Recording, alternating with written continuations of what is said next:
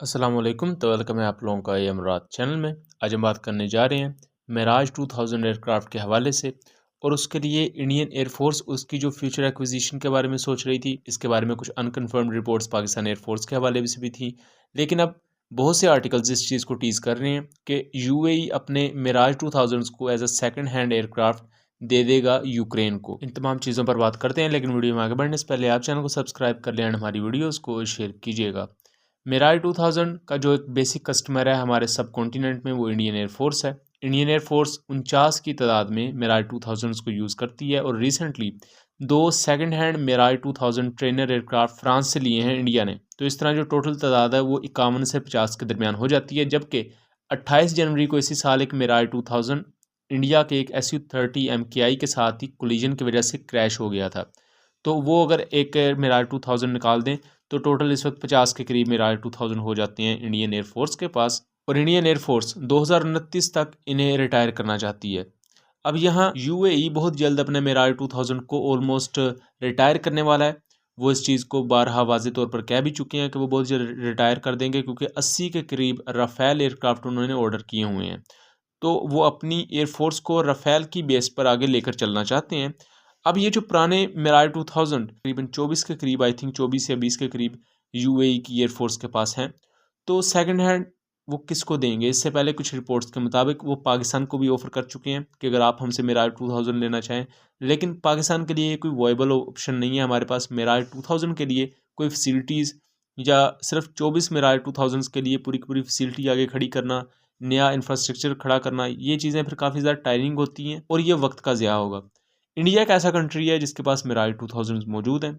Indian oceans के इससे पहले भी चीज़ें मौजूद हैं, उनके बयानात भी मौजूद हैं कि इंडिया यूएई से पुराने मिराज 2000 ले सकता है अपनी कैनिबलाइजेशन नीड्स को पूरा करने के लिए, या उसके अलावा अगर उनमें से फ्लाइबल कंडीशन में कुछ मिलते हैं तो अपनी फ्लीट को स्ट्रेंथन कर लेगा इंडिया। लेकिन अब जो न्यू रिपोर्ट्स इमर्ज हो रही हैं कि यूक्रेन रशिया वॉर इस वक्त जारी है। यूक्रेन के पास पायलट्स भी एक तो कम है। उन्होंने अब इंटरनेशनली ये ऐलान किया है कि अगर फॉरेन कंट्री से जो पायलट्स हैं वो अगर हमारी एयर फोर्सेस में आना चाहें तो हम उन्हें पैसे देंगे। फॉरेन कंट्री के पायलट्स एज अ मर्सनरी हमारी तरफ से जंग लड़े रशिया के खिलाफ। दूसरी तरफ रशिया इस वक्त डोमिनेट कर रहा है अपनी एयर पावर के ज़ोर पर, रशियन मिसाइल्स। उसके अलावा रशिया अपने जो स्वाम ड्रोन्स को यूज़ कर रहा है, सुसाइड ड्रोन्स को, जो उन्होंने ईरान से लिए थे, शाहिद 136, और दूसरी तरफ रशियन एयरफोर्स। तो ये चीज़ें यूक्रेन के लिए दिन ब दिन ख़तरा बढ़ती जा रही हैं। यूक्रेन अगर एक हद तक उन्हें रोक के रखा हुआ है वो यूरोपियन एयर डिफेंस सिस्टम्स है, लेकिन वो भी बहुत ज़्यादा कारगर साबित नहीं हो रहे। ज़ाहिरी बात है, एक फाइटर एयरक्राफ्ट को रोकने के लिए आपके पास भी जवाब में कोई अच्छा फाइटर जेट होना चाहिए। यूक्रेन के पास SU-24, SU-27 और MiG-29 जैसे पुराने एयरक्राफ्ट हैं। बहरहाल इनको कुछ नए MiG-29 भी फ़िलहाल मिले हैं, और ये जो MiG-29 हैं, यानी कि ये पुराने सोवियत स्टैंडर्ड के MiG-29 नहीं हैं। अब बात चल रही है मिराज 2000 के हवाले से। इससे पहले यूक्रेन ने F-16 पर भी नज़रें गड़ी हुई हैं। F-16 के बारे में भी बहुत सी खबरें आती रहती हैं कि F-16 इनको मिलेंगे। कुछ अमेरिकन जनरल्स तक ने ये कहा हुआ है कि यूक्रेन की मदद करने के लिए इवन हमें F-16 भी देना पड़े तो हम देंगे। लेकिन दूसरी तरफ अमेरिकन इस्टेब्लिशमेंट में कुछ ऐसे लोग हैं जो इस चीज़ को वाज़े तौर पर फॉरबिड करार दे रहे हैं कि अगर हम F-16 दे देंगे तो वो एस्केलेशन लेडर को जो है वो रशियन हक में ले जाएगा, और रशिया इसकी आड़ में कोई दूसरे इकदाम भी उठा सकता है। अब हुआ कुछ यूँ कि 10 से 12 दिन पहले कुछ ओपन सोर्स ज़राए के थ्रू हमारे तक मालूमात पहुंची, कुछ यूक्रेनियन पायलट्स फ्रांस में ट्रेनिंग ले रहे हैं और मिराज 2000 फाइटर जेट्स के लिए ट्रेनिंग ले रहे हैं।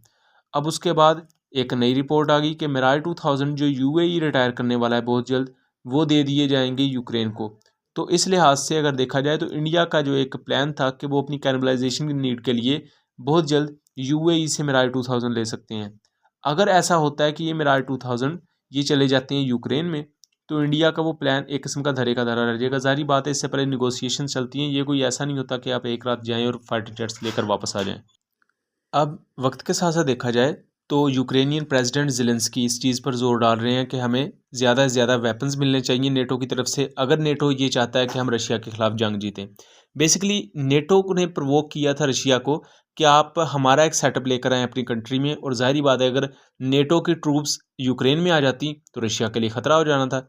इसलिए उसने एक स्पेशल ऑपरेशन के नाम से एक जंग शुरू कर दी यूक्रेन में, और इसके पीछे पूरा एक कॉन्टेक्स्ट है। इसमें ना तो यूक्रेन पूरी तरह बेकसूर है और ना ही रशिया पूरी तरह बेकसूर है। यूक्रेन ने भी नेटो के कहने पर प्रवोक होकर ये हरकतें की, जिसके नतीजे में अब रशिया ने भी जंग छेड़ दी। अब उस वक्त ये वादा था कि नेटो हर हद तक मदद करेगा, लेकिन अब जैसी बात आई है फाइटर जेट्स तक की, इससे पहले इवन जब टैंक्स प्रोवाइड करने थे तो जर्मनी ने तो साफ तौर पर मना कर दिया था कि हम किसी सूरत भी टैंक प्रोवाइड नहीं करेंगे। इसी तरह फाइटर जेट्स पर बात आ चुकी है। F-16 लेना चाहता था यूक्रेन, इससे पहले वो A-10 वॉरथोन भी लेना चाहते थे, लेकिन यूएस ने मना कर दिया था, नहीं दिए थे। अब फ्रांस को एक तरह से प्रेशर किया गया है, या मैं यूं कहूं कि फ्रांस भी इस बात पर झुकाव जाहिर कर रहा है कि वो अपने फाइटर जेट्स दे देगा मिराज 2000। तो आपका इसके बारे में क्या ख्याल है? क्या वाकई आने वाले वक्त में मिराज 2000 मिल जाएंगे यूक्रेन को, या फिर ये मिराज 2000 जो यूएई रिटायर कर देगा आने वाले वक्त में, ये इंडियन एयरफोर्स ले लेगी? क्योंकि इसके दो खरीदार इस वक्त सामने हैं। एक तो आप समझ लें कि एक खरीदार वो है जिसको इसकी ज़रूरत है इस वक्त जंग में, लेकिन एक दूसरा खरीदार है जो इसे जंग के लिए ये फ्लाइबल कंडीशन में नहीं बल्कि इसे कैनिबलाइजेशन नीड्स को पूरा करने के लिए ले रहा है। सो आपका इसके बारे में क्या ख्याल है? अपनी आरा से ज़रूर आगाह कीजिएगा। मिलेंगे अगली वीडियो में, तब तक के लिए अल्लाह हाफिज़।